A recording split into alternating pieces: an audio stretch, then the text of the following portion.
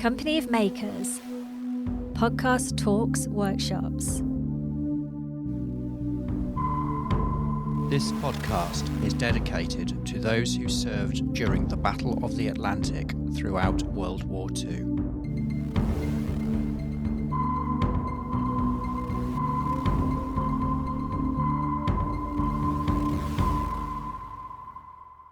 Welcome to Land, Sea and Air. I'm Steve Bomford, co-founder of Company of Makers. And I'm Mike Davis-Marks, a former submarine captain. And on this episode of our Battle of the Atlantic series, we have a gentleman called Ron Sison. Now, I've spoken to Ron because I was doing some research for a book that was accompanying the 80th anniversary celebrations in May. And he cropped up and we wrote about him in the book. So I think this is going to be a really good interview. Okay, we can put the link to the book in this description as well if people want to read that. That'd be great. I think. It will add it should add very much to what the interview you've done. Perfect. So let's hear what Ron has to say. So, Ron, first of all, I want to thank you for agreeing to do this. That's all right. And we've already started to have a little chat, and I think we're already on to top tips of how to live to the ripe old age of 95. We're here to talk about the Battle of the Atlantic. So, right. Where did it start for you? I mean, you obviously had to join up. I don't know how old you were when you joined up. What actually happened? I've been asked this question hundreds of times, and I truthfully couldn't give you an answer. All I know is that how it happened. It wasn't pre-organised. It wasn't even thought about. I mean, it wasn't in my head, anything like it. I put it all down to now, as I've grown older, I've tried to surmise what the hell was going on. And I believe it. The fact that I was going all over the world with my dad and my mum in the army, and born in Jamaica, the West Indies, that I've just had, it must be in me somewhere for that wanderlust. But I just had an urge. I wanted to go and travel around the world. I knew there was a war on. I knew all about wars because my dad was in both wars, First World War and the Second, and he used to tell me. But that didn't deter me from anything. So I came out of school one day. I can't remember the exact day, what it was in the week. It's such a long time now. And I came home, and all the way I was walking home, I was thinking, shall I leave a note or things like that? But I didn't. I walked in my home, I got a loaf of bread, cut it in half, and had an apple. That's all it was. And I took my father's little brown suitcase, what he used to, they were made of cardboard in them days, and off I went. And I just found myself walking and hitchhiking to Hull. And that's where I ended up. How old were you? My actual age was 14 years and 9 months. I was exactly 3 months before my 15th birthday. And it all started, and I had no idea what I was going to do when I got to Hull. When I think back of it, I must have been round the ruddy twist. But that's the way it went. And that's exactly how it happened. But it didn't all turn out smoothly for me at all. Because I was a stocky lad, plump, well-fed, head of hair and everything. I thought I could look after myself. So I thought I'm off to join the Merchant Navy. That's it, finish. I'm going to join. But they more or less threw me out because I was telling them, when they asked me the question, how old are you, I told them. I mean, why shouldn't I? I had no ideas about anything. And they said, the best thing you can do, lad, is go home. And I was shocked. I was down to about twopence. I saved the pound. I had about a quid when I went there. I had twopence in my pocket. It was getting dark. It was cold. It was winter time.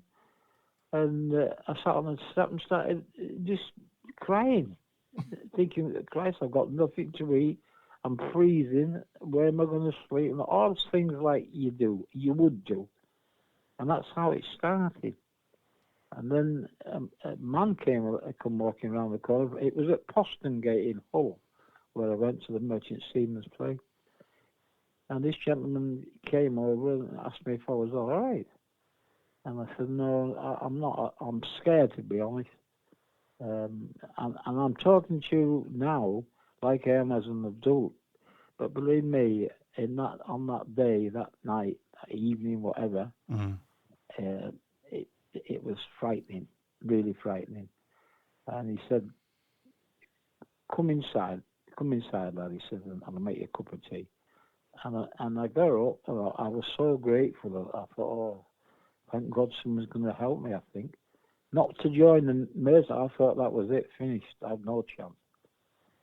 And as I got up and I just went to look up. That was, I don't know, my life's been like this. And it says Shipwrecked Sailors, Fishermen and Sailors Association. And I thought, I mean, I've got a chance here. Who is this bloke? And he was a superintendent of that little office. He alone was the only person that truly helped me on that day, that particular day. And he was the one that officially got me in. I think he must have pulled a few strings before I got what happened to me after that. And he took me, he said, I'll have to contact your mum and dad. I said, we haven't got a phone. He said, well, I'll get the police in. I said, no, don't do that. You'll frighten them to death. He said, well, look, we're going to put you up into a place where you're going to be safe for the night. And he took me to a Hazel Road, which wasn't far away. I don't know Hull a great deal, only that area where I was. And only because I'd seen it in the paper, bits of, magazines and things, paper and that. So, and it was the Merchant Navy Hotel, it was called that. And he took me in, introduced me to the people. It was a lady and a gentleman. I remember it so vividly. I can see me going up the steps going into it.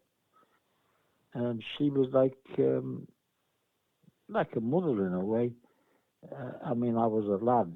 You got to picture me if you can as a lad, If you saw me now, you'd think I was a bloody prune. I don't know. And she says, go upstairs and no, she took me upstairs and showed me a little room and a nice bunk and everything. Well, it was a bed, a single bed. She said, go and have a bath, hot bath, then come down. Don't go to your room. Come straight down and have some lunch, evening meal rather. Time, it was about 5 or 6 o'clock. And I went in, and I can't explain this to you. I really can't. I can only say what really happened. I saw all these men and lads like myself, not a lot of young lads, but one or two, and there was seamen. Come on in, lad, and this. They thought I was a seaman. They must have done. And I felt 10 foot. I felt 10 foot tall. And I sat down and had a meal with them. And then I said, I've come to join the Merchant Navy. I'm not a seaman. And they said, don't do it, lad. Don't do it. Well, it didn't put me off, and I didn't go into it in my mind. What is happening? Why are they saying this, things like that? But in the morning, he came and picked me up. He was going to take me to the station. I forgot what they called it. Paragon, I think it was. I think he said it was some name like that. He says, but I've got an idea. He said, you really want to do it? Yes. So he takes me all over the place, all around the Dockland areas and that. But no one would give me a chance. No one would give me a break. And he said, will you go home? He said, it's getting late again. Will you go home tomorrow if I put you on the train, Ron? You won't get off. I said, I promise you, I'll go home. I said, I don't know what I'm going to do when I get home. My dad will go spare. And I came, and he took me back to the hotel. And the lady was there. She said, "Oh," she said, I'm pleased." I can remember saying it to me. She put her arms around me and cuddled me. It was a lovely, soft thought, and I was a bit emotional, to be honest. I can remember it. And she said, "You'll be going home tomorrow, son." I said, "Yeah." I said, "I don't want to. I didn't want to not go home, but I just wanted to go traveling. It was just in me. I must have been a gypsy or something." Well, I did. I must be. I've never stopped moving about. So another night, another meal, same lads. There, you've never that you must definitely. But that man, when we were coming back, before I got to this point where I just spoke, he said, "Hang on a minute, Ron." He said, "This is the very last chance I can give you. If you can't get in here, you won't get in anywhere, and you'd go home with you." I said, "Yes." And it was the Norwegian. And as far as I remember, I've got it in my head that it was a Burton store. You know, Burton's clothing stores. Yeah. And it was on the corner. One street went right the way down to Woolworths and places, the market at the bottom there. The other one went near where I think there were police courts or something. I don't know. Marks and Spencer's is on that road. And he took us in there. And it was like an office from representing the Norwegians. And there was 3 skippers. I remember it clear as a bell. Sat at the desk. He went in first. He came out. He said, "Come in." I went in, sat down. Within 10 minutes, I'd got a cup of tea and a sandwich. You know, they were very good to me. And they said, "Just wait outside, lad." He said, and one of the senior blokes, "We need to talk about this." And I sat out. I must have been out there half an hour, maybe even an hour. It seemed like ages. Door opened. This superintendent come. He said, "Come on in, man." I thought, that's it. I'm a phone positive. Went in, sat down.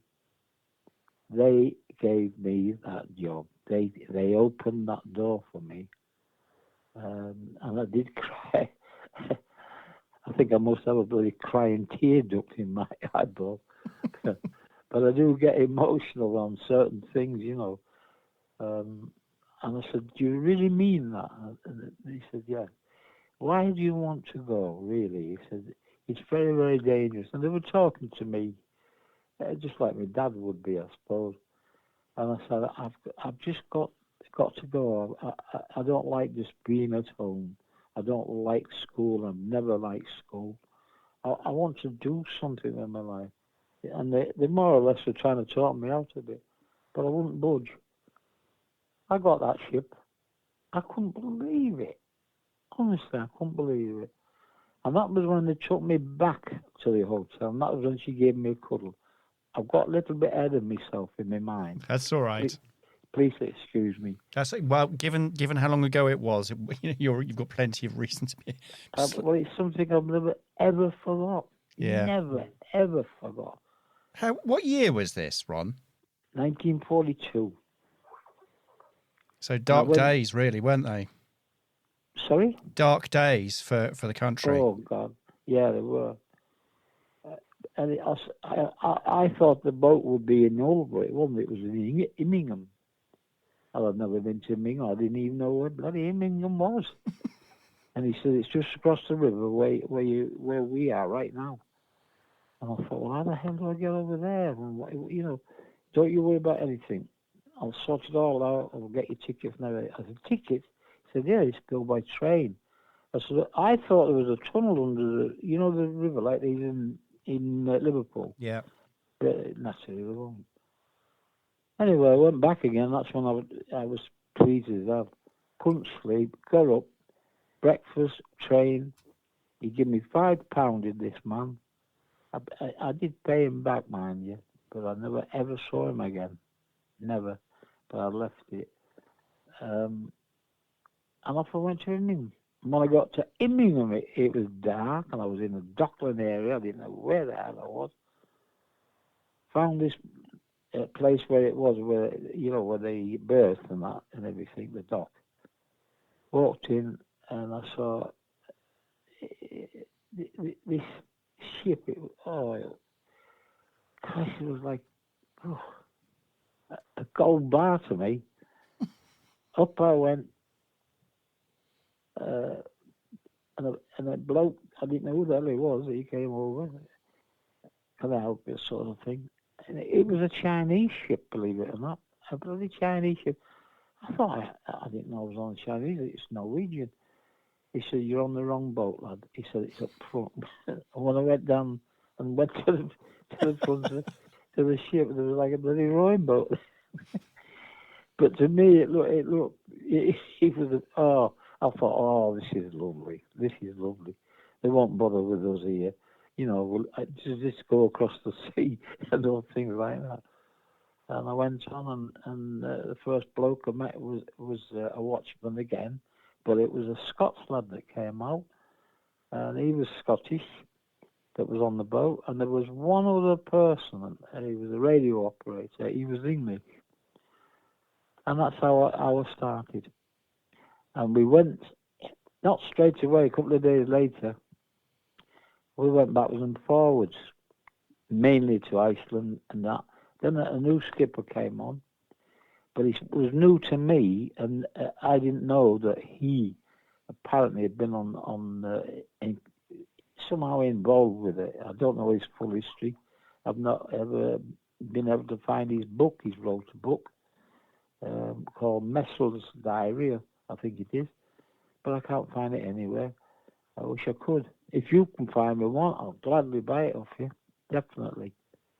Well, let's talk about that after you've told us your story and see if we can help. All right. Yeah. All right. Well, that started me off. We didn't know where we were going. He would know. I don't know. And off we went eventually. And it was around about, I don't know, end of November, because we were in the States in December, and we were still over there. Even in February of 1943, we were in the West Indies, and that's where I found out that I was going home to where I was born, which I found exceedingly strange. And I also found out that in later years, I wasn't worried about U-boat. I didn't even know what a U-boat was, and I didn't. I honestly didn't know. I hadn't a clue. And the lads on that ship, that Norwegian ship, they looked after me. They really, really looked after me. They were older and elderly men, and they were old. I don't mean 40 and 50. I mean, the cook what we had, he was that thin. If he stood bloody sideways, you wouldn't have seen him. He was that thin. But he was a good man. And my job was peel potatoes, and that's how I started off, peeling spuds and carrots and things like that. Hundreds of them. I was sick as hell for about 4 days. And they fed me, believe it or not. I know you probably won't believe this, but it's the truth. Onions, raw onion, I had under my pillow, and dry bread for 4 days, nothing else, and water, but very little water. And then all of a sudden I woke up and I felt great, and I was never sick again. And I just got into it. You couldn't have given me a better Christmas box, you know what I mean? And off I went. And then we went across, we went over to Canada. That trip, and that was a rough one. That convoy, I found out afterwards by talking to men at all. I've gone through there and just seen anybody sitting on the wharf. Was you civic? Yes, so and so. And they had been themselves, some of them, not all of them, but there was one or two about. I was frightened when all the banging and one thing and another started. I used to hide behind the iron half door of the galley.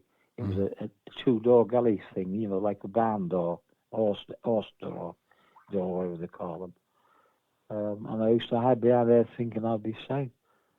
Um, I saw lots of things happening, but later on, I did about 6 voyages, 12 altogether again. I've just been looking up in my discharge book and that, and I actually did 7, so that was 14 again, and I found that strange because I did 12 to Russia. So I thought, well, what the hell is the difference between here and Russia? I didn't think that at the time because I didn't know nothing about Russia. Mm. But I checked it out on my discharge books, and I thought, Christ, how the hell did I survive? And a lot of other men never. It's the way life is. So what was life like then? Because obviously you were quite a young lad, weren't you? Well, I didn't see myself as young though. Yeah. You know, I felt that, to be honest, I felt as though, you know, I'm a man. I'm going to be a man, and I'm going to be strong in myself. I'm going to be strong in my willpower and all sorts of silly things what you think when you're young. Mm. But I was frightened, really frightened. It was night time that was the worst. I could at first I couldn't sleep. I had my bloody welly boots on in the bunk. I had my damn clothes on in the bunk. I had my coat and life belt. And there weren't these modern things what they wear, you know. Mm. It weren't like a jacket and all this business like Moss Brothers. It was made of really cork. And you put it over your ruddy head, you felt like a bloody donkey wandering around the deck with this thing on. I didn't know Moss Brothers made life jackets, Ron. No, they didn't. I know they didn't. I was just trying to imagine what would it look like. I've got you. Yeah, you're quick, you're good. No, it was a kapok one. But then they developed in the Norwegian. I forgot the name of the suit. But it was like a diver's suit. It really was like a diver's suit. A pair of wellies on the bottom, fastened to your legs. You pull the legs up, but the trouser waist didn't finish there. And it went up there, you put your arms in it, and pulled it over your head on a big, thick rubber band that fast tight to your neck with a hood on it. And the bands on your wrist, they were about 3 or 4 inches long, just like as if you're going to go and dive, deep diving. Yeah. I can't. It was a suit what they invented, and it was brilliant. Was it an immersion suit? Yeah, if you could get in it with all your gear on, but you know all your clothes on, you didn't have to mess about. Wow. And you had to wear them once the battle started up, any fighting going on, or the alarm went. You had to get into this damn suit. Mm. And you had a little tiny. I've still got mine. It's still here, hanging up in my shed. No. Anybody can see it. I don't mean the suit. I wish I had it anyway. Keep warm. There was a little lamp they gave you around, you know, those old-fashioned long torches got round batteries in. Yeah. It had one of those batteries in, and it was waterproof. With a little cable and a half, like a little bulb of a torch, red with a red dome on it. And all you do is plug the thing in like plugging into a old telephone exchange, and it connected. That light came on, and they told you, and we believed it. Everybody did in those days. Well, I believed it. I definitely believed it. I thought I'll be safe. I'll be all right. And I said, what's it for? And they said, so that when you're in the water, we can find out where you are, and we know where to come to pick you up. So you believe it. But when it really happened, I didn't see any. And I thought, how the hell can you see anything like that? And I thought, well, that's ridiculous. But the suit itself was ingenious. Mm. Now, our cook, when it went, and we all had to get out of the bunks and everywhere and get on deck, because when they did that, you've got to get off that ship. That's what they said, get off the ship. He come out and he looked like, you know, Michelin man that used to be, you know, Michelin tyres? Yeah. He looked like that. He had the suitcase in this suit, a little suitcase, all his ruddy gear and everything. He used to come, by the time he'd come waddling out, it was time to go back into the cabins and things. It was amazing, bloody bloke. He couldn't speak a flipping word of English, but he was good at sign languages.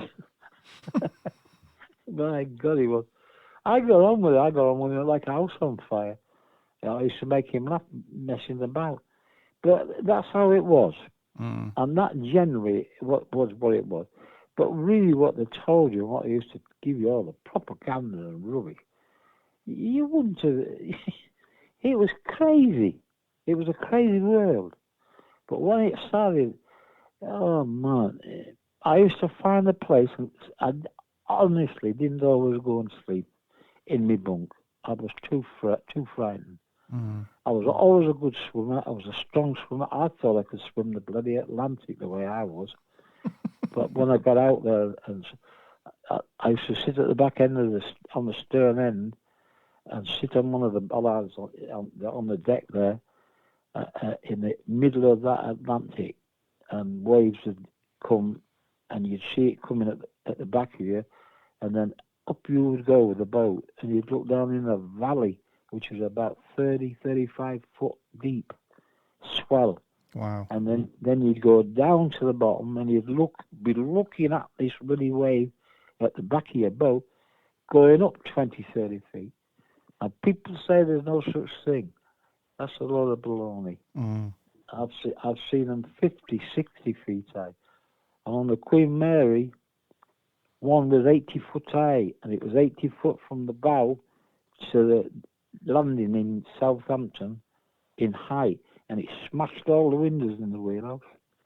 Just blew them out, blew the lot out. So I learned a lot of things about the sea, but I can't say that I enjoyed that part of it. I didn't. And again, I thought, well, when I get home, this is not for me. I'm going to find another way of traveling around the world, thinking that I could just go get on a bus or something. That's crazy things what you thought. But I don't know why. People have said this to me hundreds of times. My wife's asked me, why did you keep going back on? I said, I don't know. I really don't know. My mates go back. You just go back. It was a job. And we weren't in army uniforms, and we weren't conscripts. We weren't ordered back. They couldn't order any of us back. The merchant service was all volunteers, every single man. I didn't know about this. Do you know what, Ron? I don't think most people will realise that. They don't. I didn't even know myself. I truthfully didn't. All I know is I was told when I signed the articles that we are under, it wasn't the Ministry of Defence, it was the, what the hell, War Department, that was it. It was called the War Department. We're under their orders. What they meant was the ships were under their orders, where they said it should go, where it shouldn't go. But we were not called up. Every single man jack on there, apart from Army Dems gunners and Royal Navy gunners, they were in the forces. We were civilians. And we were working as if on a ship, just as if we was going to a shoe shop or a fish and chip shop to work. And there's a big difference. And we weren't armed. You know, I mean, they go on, and one man said on the television, I heard him, he said, the difference between the Royal Navy, because between the Royal Navy and the merchant, there's always been a bit of a banter, you know. Yeah. It's not meant. I love the lads in the Navy. Anybody at sea, I've always loved them like that. But it was always a banter. But I used to say to them, and this man said it, so I now say it in my life. He said the big difference is, which no one seems to realise, that when the battleship goes out to sea, he's got 18-inch, 24-inch guns, and he's buckled up like a knight on armour on a horse. When the merchant seaman goes, he's just going on board into his cabin. He's at work, either in a store, in a coal mine, and he's going from A to B. It happens to be water. But he doesn't have a gun. And we can't fight back. we had two guns on ours. One was a Harlequin. It was like a pom-pom gun, boom, boom, boom. Yep. And the other one, what the hell was it? Hotchkiss, I think they call it. Sort of name like that. Harlequin and Hotchkiss. Yeah, I'm sure it was a Hotchkiss or something. Hotchkiss. Yeah, some name like that. Yeah. And one was on the starboard bridge quarter, and the other one was on the port. And some ships, when they're looking at, I have been on a Norwegian merchant ship that had a 4-inch gun, and they had 4 Dems gunners on board, which were army lads. But a lot of them, no, a lot of boats I was on didn't have guns. But they were civilians, just doing a job. That's all. When we got where we were going, it was as if somebody had lifted a ton weight off you. Yeah. You relax. You could go and get into bed, into your bunk, and you could sleep. And we slept. Now, what is it that you want to know about that battle? We saw flashes. We saw the planes. We even saw a U-boat. Did I mention to you about the U-boat 150? No, you didn't. Tell me about that. Well, I was on deck, truthfully, and by this time, believe it or not, I was puffing away on fags. Because the lad said to me, he used to call me young'un or Yorkie. Smoke cigarette, keep nerve good. That's how he would talk to me. And I was as sick as hell when I first smoked one of them. Bloody sick over the side. I thought, oh, God. But you guys you get over even that. So I started smoking. I was smoking when I was 15 and a half. And 15. And I was just having a quiet smoke where they even told us that if you get caught on the deck smoking cigarettes, you'll get docked your week's wages. It's always a week, never a day, never a month, always a week, a bloody week. And all you got was £11 a week, and they took £1 off of that for danger money. I mean, God Almighty, what did they want? Blood? But I was on deck, and I was just tucked away, nice and tidy way. And I've just been looking around, and I saw the water changing. It was choppy, and I thought, what the hell is that? And up popped this conning tower, right slap bang where we were. We were, I would say, about maybe 400 yards, 500 yards away. Not much more, because you were in columns, long columns, spread out like a big square. And I've not forgotten the number, because it was big enough. U150. And a bloke came on the conning tower, stood there. He must have been the captain, because he looked, he had a peak cap on. He could have been an officer or somebody, but I think he was a skipper. And he saluted. Wow. And he did a 360-degree turn on that conning tower. And the lads on the ships in front, and what we could see on our starboard, on the where I was, not starboard, the port side rather, because that's where he came up. He'd be on their starboard. We're on the deck, waving and cheering, and not one ship that could have done fired one bullet, not one. He must have been a genuine submariner seafarer. That's the only way I can put it. Not a Nazi type one, because they came on board later on in the year, and that was a different kettle of fish, what you saw. And then he went. He just popped up and popped off. But, I mean, it's hard to believe what I'm telling you, but it's right. That happened. Then some days we'd go up, and the ship had vanished. A ship on your starboard or stern of you, it wasn't there. And you knew damn well it hadn't been torpedoed or blown out of the water, because you would have known about it. You couldn't miss it.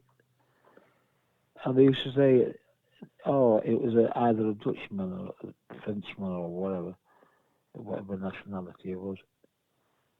He's nipped home to throw boxes of food over the side for his people. And we used to totally believe it. If the Germans had heard me telling you all this, they would say, how the hell did we lose the war? God almighty. And then about 2 days later, they'd be back in convoy again. I don't know where the hell they went or what they did. But it was awful. We saw the tankers. That was terrible, terrible. I thought, God, I'll never ever go on board a tanker. But we saw in the distance, and it must have been a good 10 miles away from where we were, but it was lit up like nothing on earth, like the inferno. Oh, God. Vroom, vroom. Nobody would have come off that. And I made all the enquiries I could when I got home.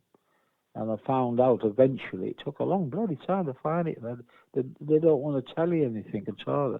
Even if you ask them, they don't want you to know anything. It was called the Bonneville, B-O-N-N, I think it is, B-I-L-L-E, Bonneville. But I can't see anybody walking off of that, not at all. It was sad. Every man on board our ship, it'd be the same as the others, were very, very quiet. There was no, I don't know, it just knocked the hell out of us. But you what could you do? Nothing. Couldn't do a damn thing. And that's part of the trip. It got a bit better as we got near to Canada, because we had escorts come out, mainly destroyers and little Canadian corvettes. They'd come whoop, whoop, whoop, whoop, whoop. Oh, it was wonderful, wonderful. You must have been relieved when you heard that. Oh, Christ, aye. Even when you come home, we used to come out on deck. All of us, anybody who wasn't working, not actually working. And we used to look to the skies, and we were looking for the Lancaster and the Hurricane or the Spitfire. As sure as God made little apples, those boys came out to greet you, and they kept around you, watching for subs and things. And the feeling and sensation of it, there's nothing, there's no words what you could truthfully describe how you felt. You felt secure. But if they wanted to get you, even there, they would. But they didn't get many. A lot of seamen died. A lot of good men died, and women. When we got over into New York, the New York people were fantastic. Absolutely fantastic. I would say all the bloody New York come out. Every ferry boat, every boat, every ship was lit up like Disney World. And to me, I couldn't believe it, because when we left England, it was black as hell. No. But they treated us like kings. They really did. I kept inviting us out, taking us out in Greyhound buses to big hotels. The whole crew, not just me. I'm not just our crew. I mean, did I tell you about the big black ship in front of me? No. Didn't I tell you that? No, you didn't tell me. Well, when we were in Pier 88, and in front there was a big black. It was all black. Everything, the whole ship was black. And at first, I thought there were grizzly bears walking around on the deck, but there were women, and they were Russian. Every single person on that boat were Russian, and there were women, even the skipper, and they all had the same big black fur coats and hats. And I thought, God, Lord, I'm women. And on that first voyage there was when the Normandy went. She was on Pier 89. And I was in my bunk, actually. The cookie came down. He said, he described, get dressed, this, that, and the other. Then Scotty came, he said, we've got to move the ship. I said, well, they're not at war. Bloody naive one. Naive, big. And they said, no, but the norm is one blazing mass of flame. And at that days, or those days, they said it's been sabotaged by American Nazis, people. Now, they won't tell you that. Whether it's true, I think it was. But we had to move out of that berth because there were long finger berths stretched out from the shore. And in the middle of the pier, like a pier, big ones there was big sheds right away along, corrugated tops and things. And they were worried about the flames coming over onto us. So we moved across Pier 88 and went on the other side, which was, I think it must have been Pier 87, I'm not sure about that. And I went ashore to have a look, and he couldn't. And the streets were right at the end of the pier where you were just like looking up, and there they were. And there was thousands of people watching this beautiful ship. She rolled over on the port side and went down. Didn't completely go. It was half of it was down. I'll never forget that when I saw that. No. It was sad to see that ship. And that hadn't even had a bullet or a torpedo. And it was sad to see a boat like that go like that. That was something in there where I forgot. Another thing, what I found that the ballast what we were taking on one voyage, it was all brick rubble and ironwork and stonework. And do you know where it was from? No. The bomb buildings of London and Liverpool and places like that. And because you couldn't come across with no ballast, you must have something, because it was really rough weather coming over there. Terrible. And New York piers, they say, most of them was built on British brick rubble. What do you think of that? Crikey. And I'll tell you another thing. You've heard the old saying, bringing coal to Newcastle. Have you heard that saying? I have. We brought coal from Jamaica as ballast. And we didn't have enough weight to get it, they said, to get it back. You'd really be bad. You'd probably sink with a storm, never mind a bullet or a torpedo. And we had to fill the gangways on the deck levels, and it was full of coal both sides, port and starboard, and round the stern. And you couldn't move, you had to walk on the coal, because the ship where I was on that one, the Astrid, she wasn't a really big ship, it was only a little small one. And they used the Norwegians' ships for Russia, because a lot of British ships, what we had, and a lot of other foreign ships didn't have derricks on the deck. But the Norwegians did. And when you got to Russia, there was no wharfs. Well, there was broken down bits of wood and thing, but there was nothing like what you see today. Nothing like that at all. Nothing. And they'd come out. But in America, they had everything. It was concrete wharfs, all the lot. We didn't even have to use anything. They did it all. And they wouldn't let us work. They didn't. They were fine. That was the battle. But you don't see. You see airplanes diving and that. You mentioned the convoys to Russia, the Arctic convoys. Yeah. Apart from being incredibly cold, how was that different? The cold was the main thing. Really, it really was. What period of time in that period, they wouldn't go. They very rarely went. An odd one or two would go in, 2 or 3, and go.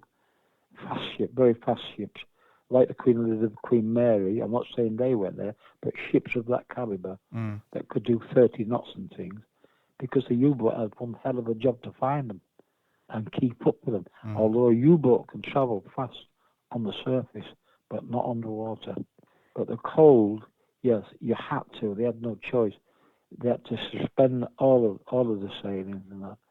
The ice on that, the coldest I was at one period there, and it was down to 30. And I've never experienced cold like that in my life. Sorry, minus 30? Yes.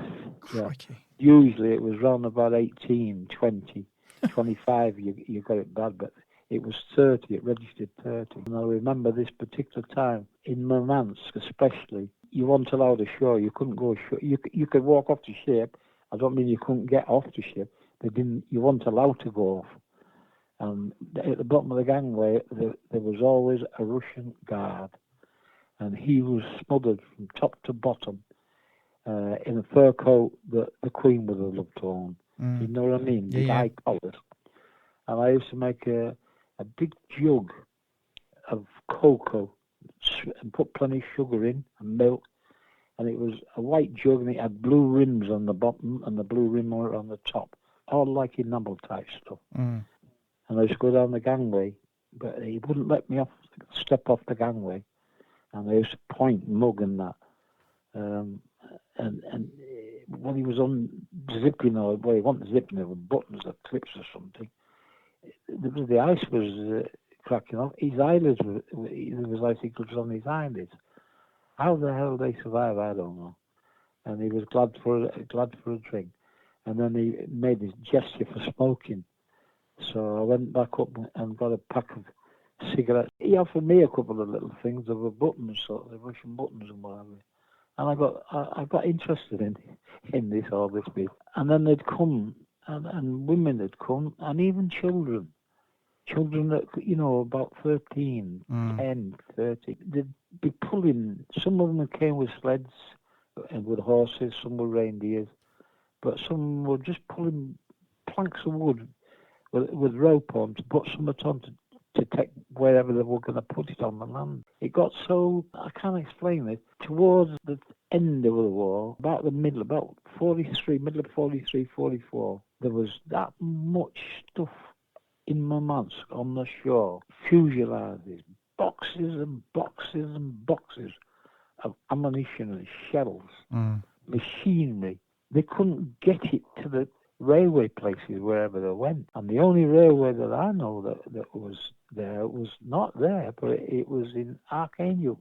And it was right at the end of the bay what you go in, and it was a one-track, massive.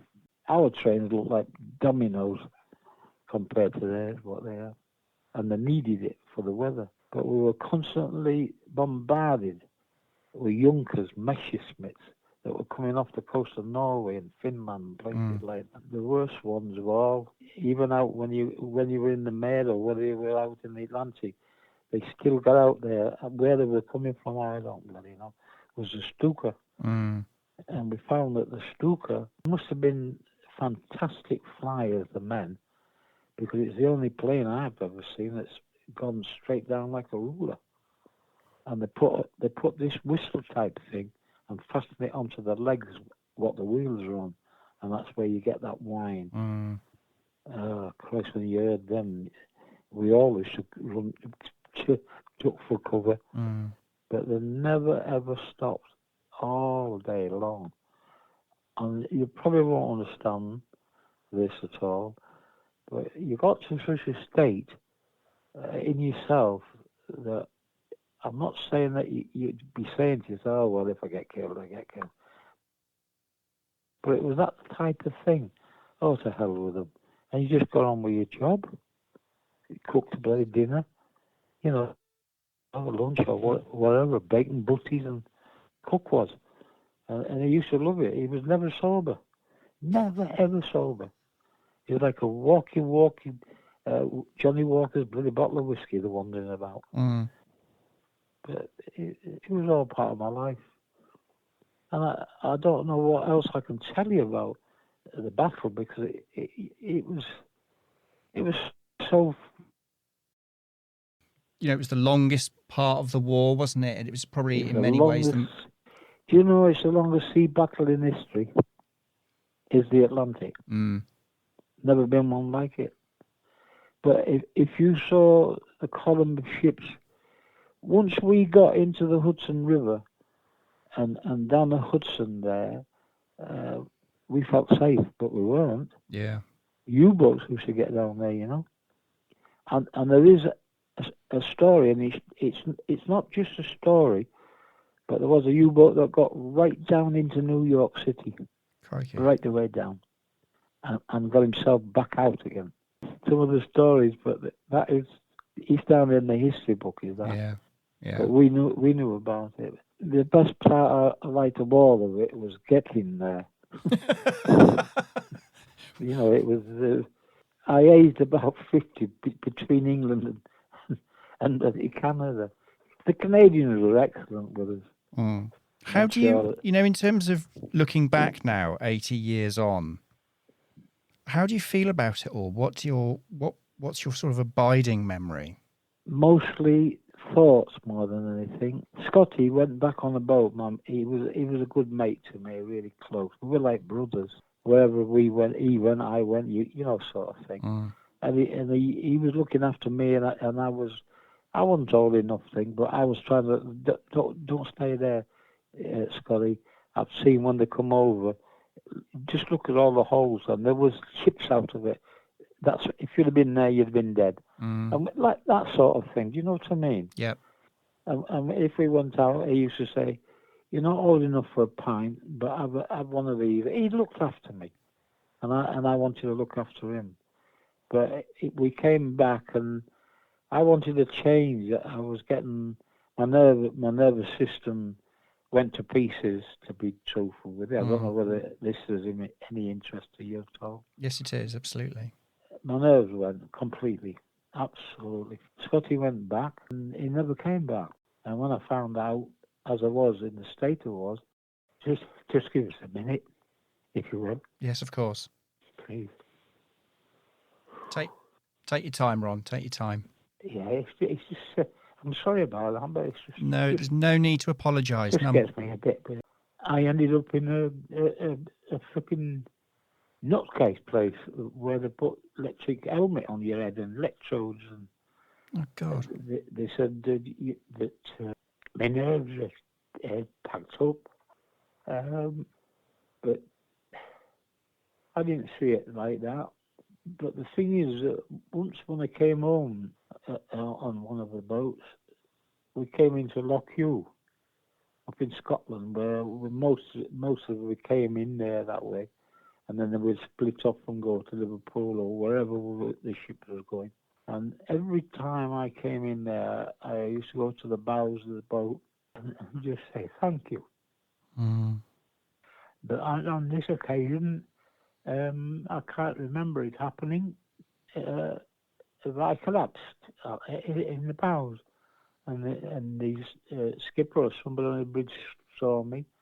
When I woke up, I was in the bed in a hospital, a makeshift hospital, a Majesty's Forces hospital, in the middle of Leicester. And I thought I was dreaming. I thought, what's happening? Where the hell am I? And I was there only 3 days. They were treating me in there with electronic shocks. Not just me. There was on the left-hand side, there was a soldier lost both his legs in wherever conflict he was in.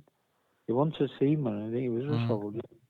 And on the other side, believe it or not, there was a man in the RAF, a pilot, and he was in a hell of a state with he'd been shot up, God knows what. And I felt lucky. I did. I thought, at least I'm alive, I'm walking, I'm lucky. I didn't see in myself the condition that my mental state was. I didn't understand it. I couldn't understand it. My uniform was there because the Norwegians were the only ones that allowed merchant seamen to wear a uniform if they wanted one. I don't mean on the ships. I mean when you go ashore. The British Merchant Navy officers wore a uniform, not crew members. And my papers were there, and my bit of wages, whatever it was, because used to send them, they'd knock off £5 a week off your money to send to your mum and dad, you know. I thought, to hell with this.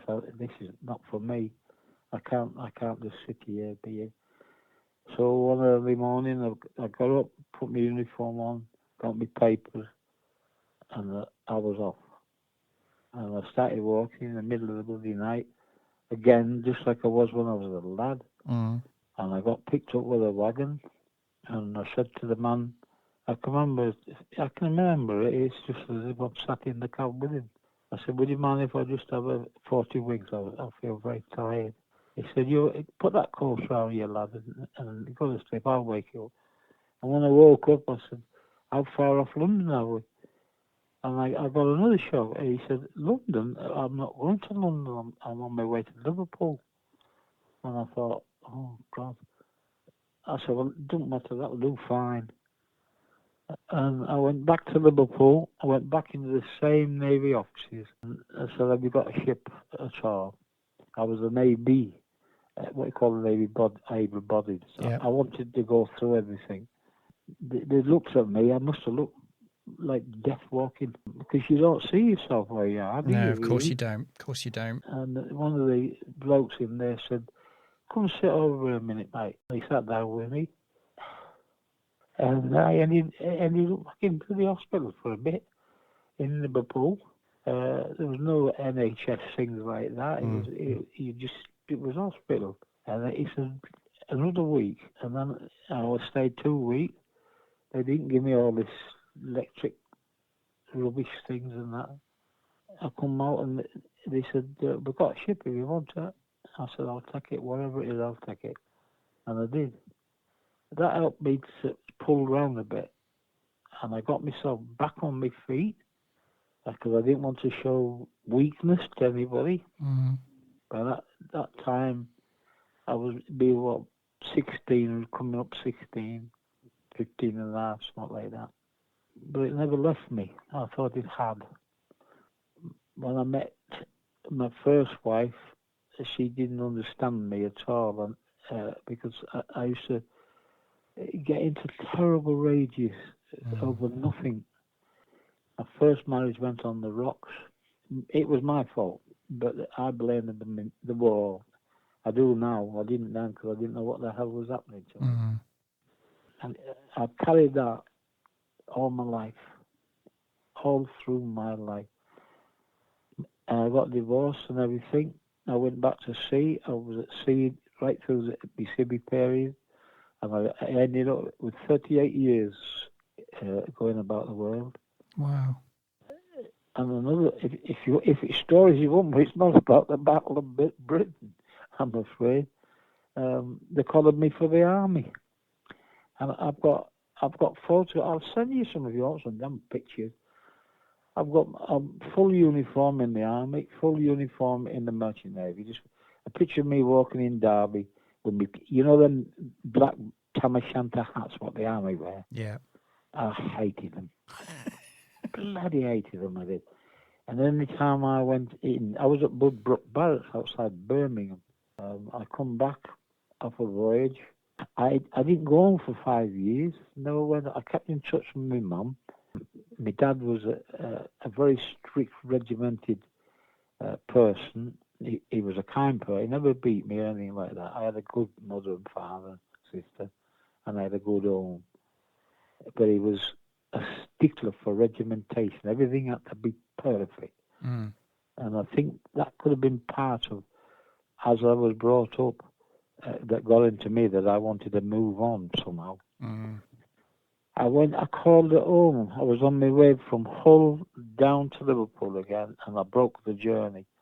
And I came to see my mum, who I hadn't seen for a long, long time. Where's home, Ron?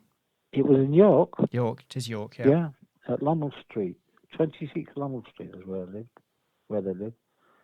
And she said, God, because she was very, not a going to church person, but she was very religious in her way of life. Very gentle person.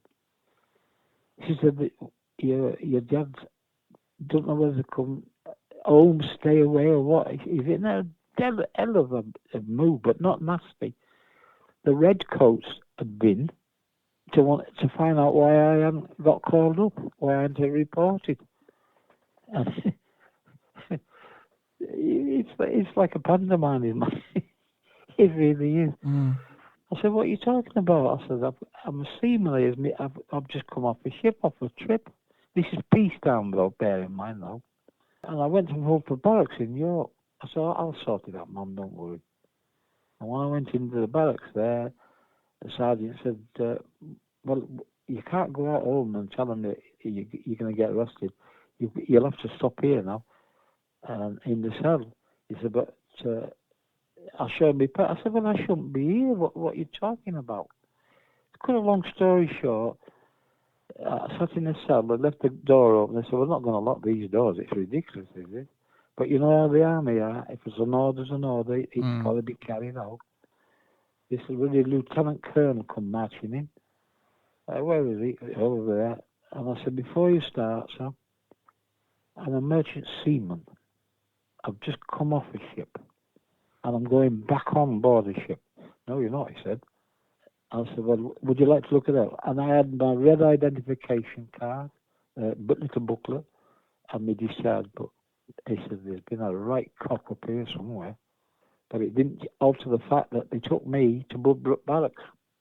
They said, we're not going to put handcuffs on you because you're down as not turning up for your call. I said, well, I am exempt from being called up. I said, apart from that, I've just come through the bloody wall. I said, why the hell should I have to go in the army? Oh, no, she said, you shouldn't be here. Do you know how long it took them to get it sorted out? About 4.5 to 5 months. Blimey. Crikey. When I got, they said, we're not going to put handcuffs on you. He said, but we'll have to go with you. So I went by train to Birmingham with two red caps. Off to the barracks at Budbrook Barracks to the Royal Warwickshire Regiment. Up before the really commander-in-chief, whatever rank he was. He said, this is absolutely absurd. He said, I've been on the phone because this colonel in New York had rung me. Have you got your documents on you? I said, yeah. I said, I always carry them with me. Because I can go anywhere. You didn't have to go back on the same ship. You didn't have to go and sign on. You could come ashore and work. There was no rules and regulation unless you signed ship's article. And they treated me like a king, but I was there. But the time I was there, I was using what my dad had taught me, how to strip a rifle, how to polish your boots, how to crease your trousers, you know what I mean? Yeah. And he used to say to me, wherever you go, Ron, don't let them know what you know. So I didn't understand it, but I did as I grew older. Mm. So I was the best marcher they ever had as a recruit. And then I got called in, and he said, you are going to be ordered. He said, it's not my orders, it's passed down from up above and that. You've got to wear your ribbons. And I've got a picture, a photograph of me, walking in Derby with my tam o' shanter in my hand, because every chance I had to get it off, I would take it off. And if I'd have been caught with a red coat, they would have put me inside for not wearing the Queen's uniform. And this photographer decided he took a picture of me. I was a bit taller than what I was, slimmer, and I had a little moustache. It was grey, and I used to pencil it. I used to burn a match, and you know the charcoal on it. Yeah. I used to touch it, and I thought I looked like bloody Errol Flynn. I'll send you a photograph if you want one. Yes, please, yes. And it does, you know, I was quite a good-looking lad, I'll say it myself. If I'd have known what I know now, bloody hell, I would have had a heyday. He don't. No, he would. I mean, all the girls, all the women, oh, dear me. But I didn't, you don't realise these bloody things. But that's what happened. So I stayed in there, and I had to get all these, you know, 1939, 45, Atlantic Star, Pacific Star, War Medal. Then they found out, as I hadn't been a soldier in an active service, I couldn't wear the War Medal. So I had to take that off. And then they put the other one on, Defence Medal. Then they found out that the Defence Medal was handed out to all civilians. Get that bit there because it's important. All civilian people who worked for the War Department or doing in defence of the British Isles. What do you think we were doing? Playing dominoes? You know, and when I rung the war officer and said, I had a notification, this was later on, that I'm not in charge of the defence. Is that correct? And he said, yes. I said, Major Serious? He said, no. And I said, well, it's ridiculous, absolutely ridiculous. Anyway, I had to have a moment, and I'm the only one on parade with all these recruits, raw recruits, with bloody medal things on, ribbons. Mm. But I was proud of them, my dad was proud of them. And I got the blue ribbon of that unit on my lapel. It was like a canvas blue, what you put on for the smarters. When it was weekends, I never went home. I stayed in the barracks. And I just didn't do anything. I was beginning to really enjoy it. I was a bloody crack shot with an Enfield rifle. I could strip a rifle down blindfolded. And I could march. They didn't know how I picked it up. I knew how to slow pounds, order arms, standard teeth, all that rubbish, you know. You know what I mean? It was just natural. My dad was a soldier, he was born. Nothing changed his mind. He ran away when he was 15 and joined the army. And he went all over the world in Egypt. I was in Egypt when I was a little kid. I was in Bombay, Calcutta, Kowloon, Shanghai, Hong Kong, all of those places with the army. He was in the 1st Battalion of Green Hours. My whole life's just been a mismatch of movement. I should have been picked for bloody travel agents or something.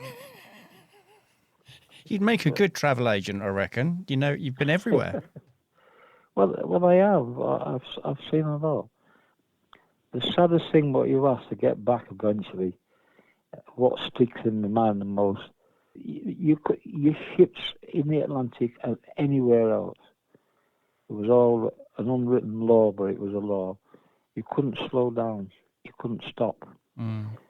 So we used to throw big rope netting type stuff over the sides. It sounds all fair enough, you see. That if anybody was in the water, they could grab hold of it, and we would send somebody over the side to help them up. On the Russian convoys, the fingers were so frozen, they died on that netting. And eventually we had to pull them up. And we pulled one man up, and he was alive, but he died on that deck.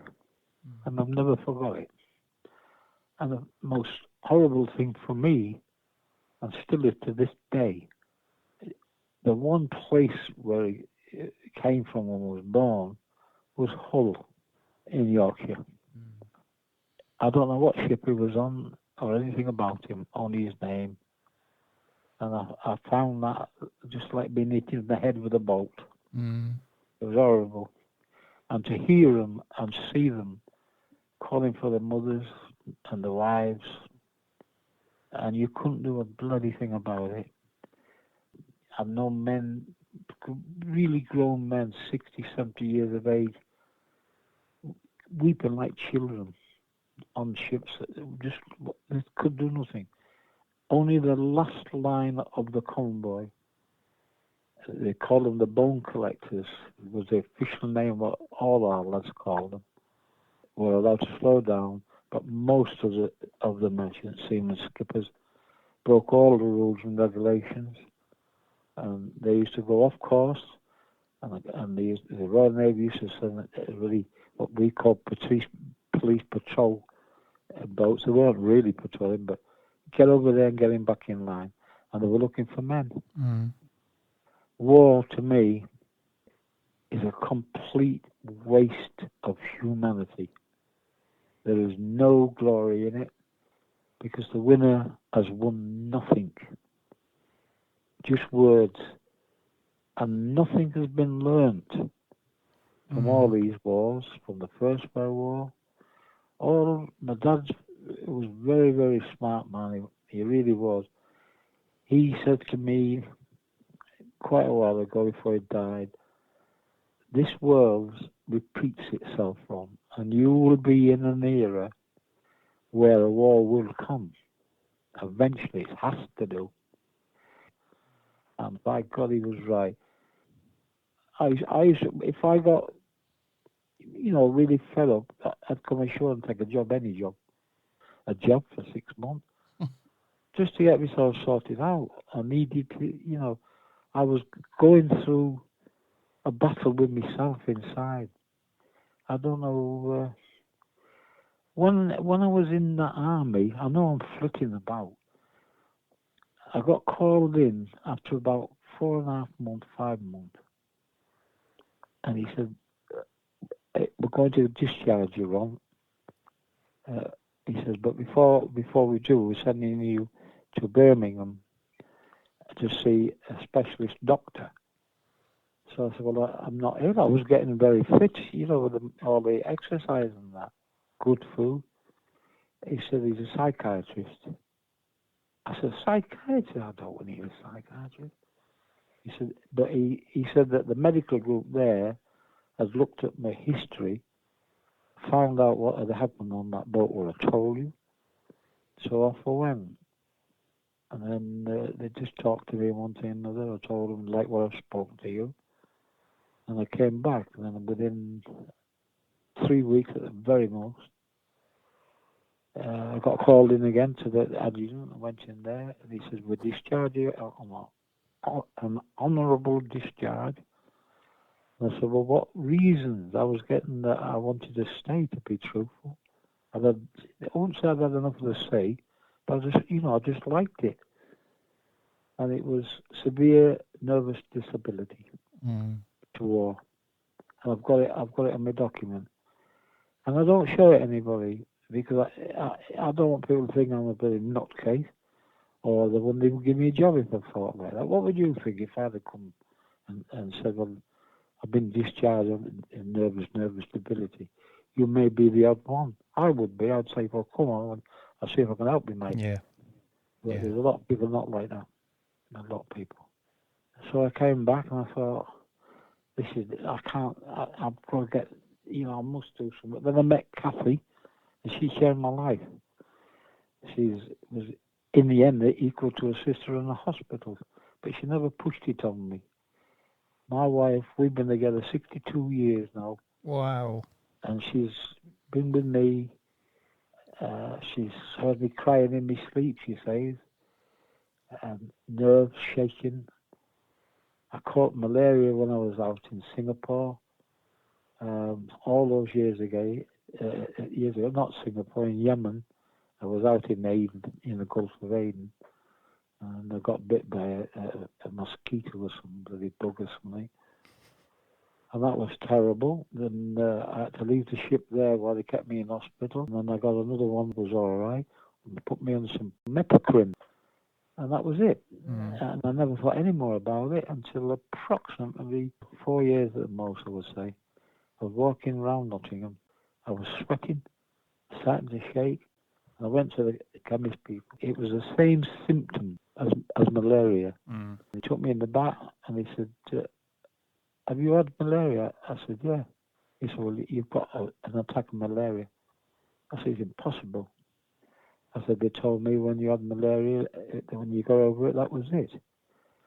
He said, "Well, they're wrong."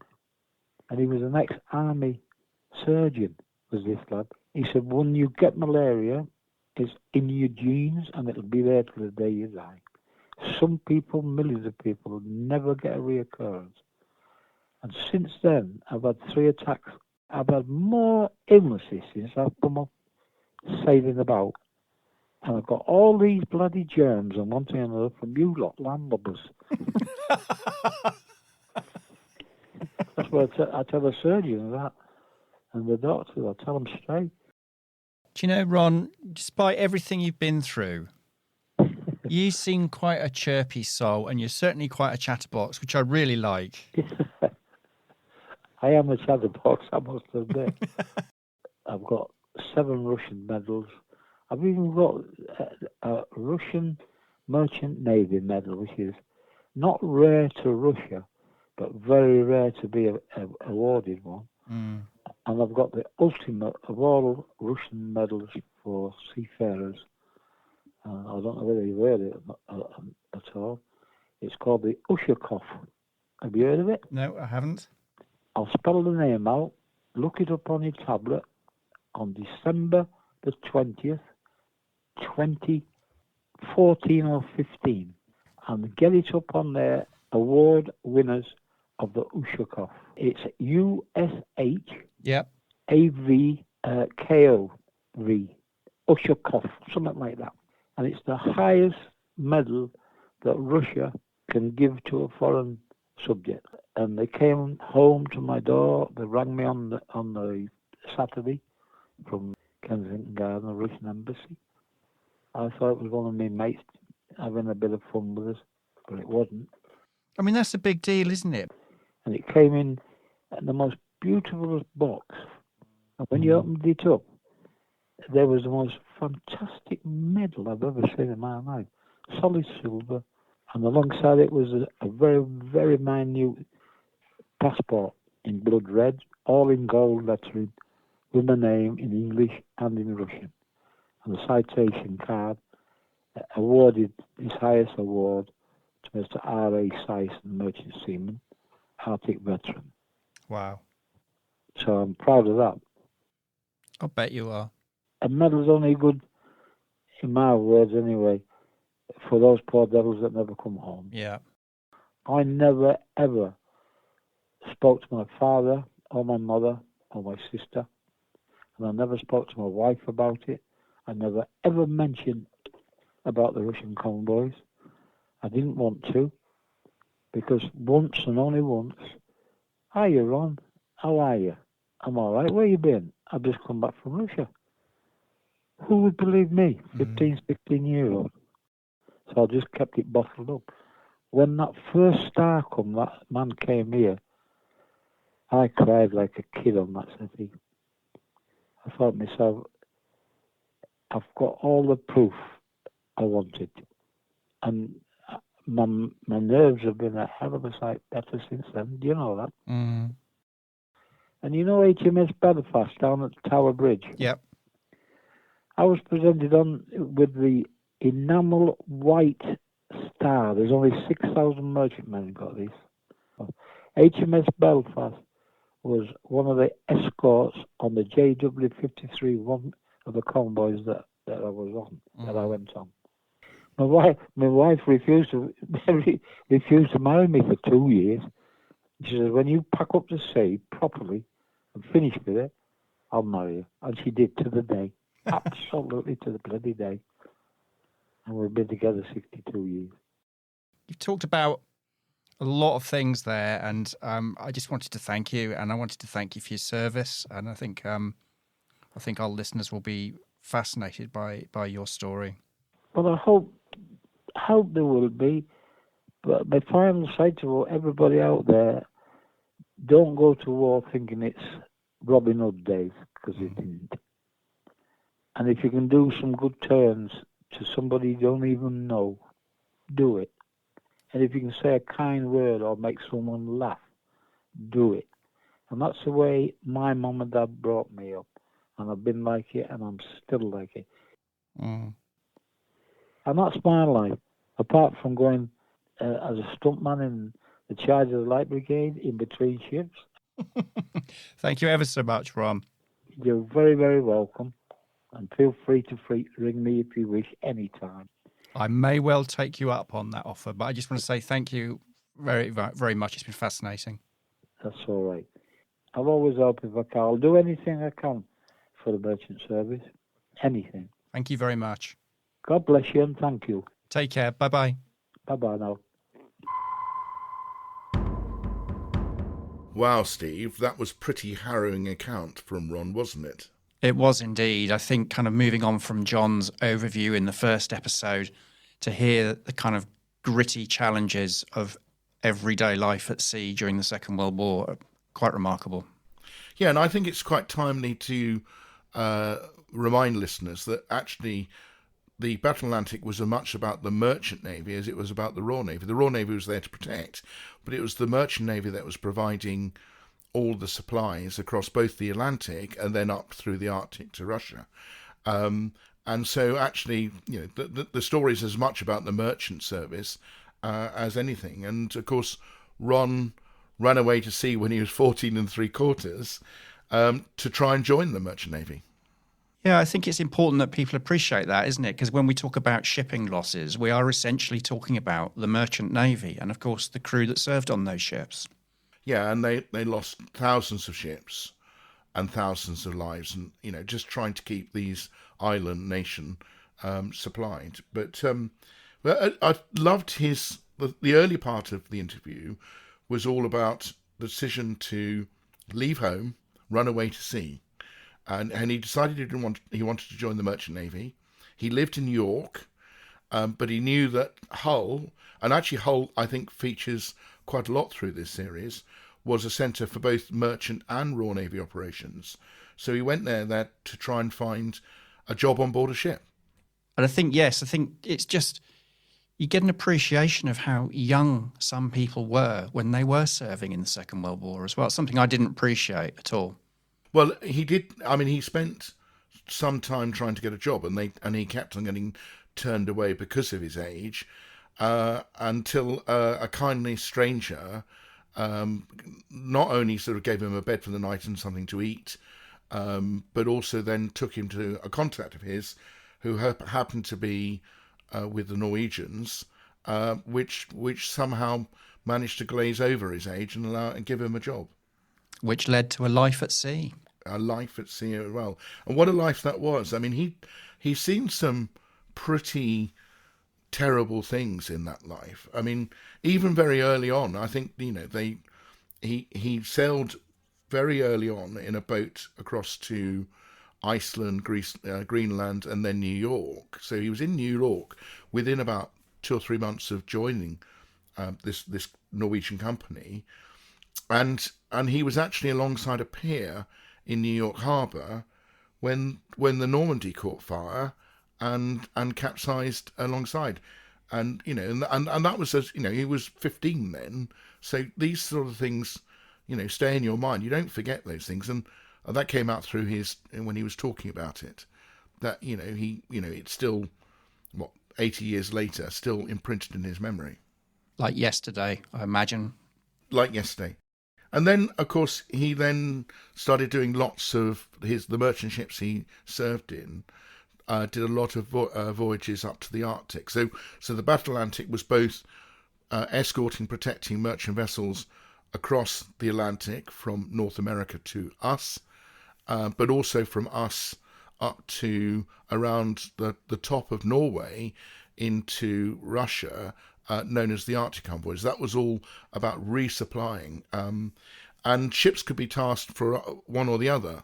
But the Arctic convoys were the ones where they had to battle the weather as much as U-boats, because the weather could get pretty cold, and they'd be battling with ice forming on their superstructure as much as anything else, which could make the ship very top heavy.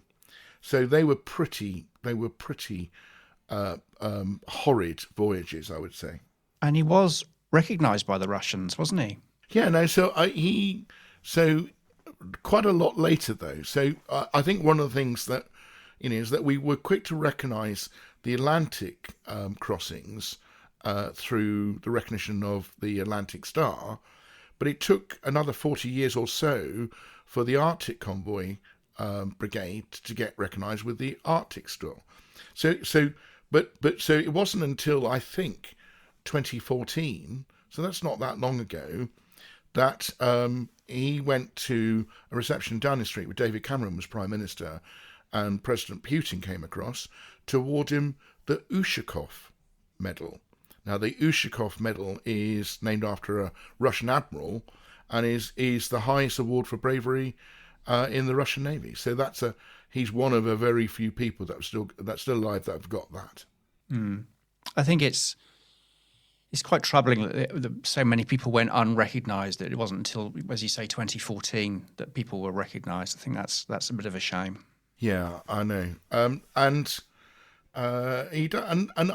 He experienced a lot of things that he doesn't want to talk about. Actually, I thought you interviewed him really sensitively and got quite a lot of stuff out, because it's quite clear that some of this stuff was, he didn't even tell his wife, he said at one point, that about this stuff, because I think it was just he had this sense that man, he couldn't believe that man could be as beastly to man as they were during some of the things he saw. And it was powerless to do anything about it. And he said he sort of kind of lost his religion, but still prayed. I'm not quite sure how that works, but actually, these things last. These experiences stick in your mind, and they're not necessarily good experiences. Mm. And we talked about this before we started recording, didn't we? About we just don't seem, humanity just doesn't seem to learn the lessons of some of these things. Well, war, full stop, I guess. Yeah. Particularly, well, I mean, arguably World War II was a just war, because appeasement would have led to much worse. But sometimes war can just be pointless. And we won't go down that channel because I think, there'll be strong opinions both ways. But I mean, we mustn't forget the experience that war has on people's mind. I know, maybe here's a plug for the company makers, because I know that your company was set up to help veterans that, to raise awareness of mental health issues, to help them through the use of workshops, talks, podcasts, to come to terms with it. So, all power to your elbow. Thank you very much. Thank you for the plug, Mike. Well, I wasn't paid for that, I can promise you. So that's Ron Sison. Ran away to sea when he was 14 3/4, and spent a life at sea in the merchant marine, helping getting vital supplies across the Atlantic to us, up to Russia, through the Arctic envoys, and I think he also did a Mediterranean one as well, the resupply of Malta, all of which were crucial to winning the war overall. Yeah, I think as these episodes progress, I'm getting a much greater understanding of the importance of the Royal Navy and the Merchant Navy throughout the Second World War. It was a global effort as well. The Atlantic was just part, as you've already talked about, the Arctic and obviously the Mediterranean, all interconnected. Fascinating. Fascinating indeed. Thank you very much, Mike. You're very welcome. Before you go, if you're a member of the Armed Forces community and need support with your mental health, Op Courage can help. Use the link in this podcast description for details. Or you can phone the Combat Stress Helpline on 0800 138 1619. If you'd like to contact us, email studio@companyofmakers.com.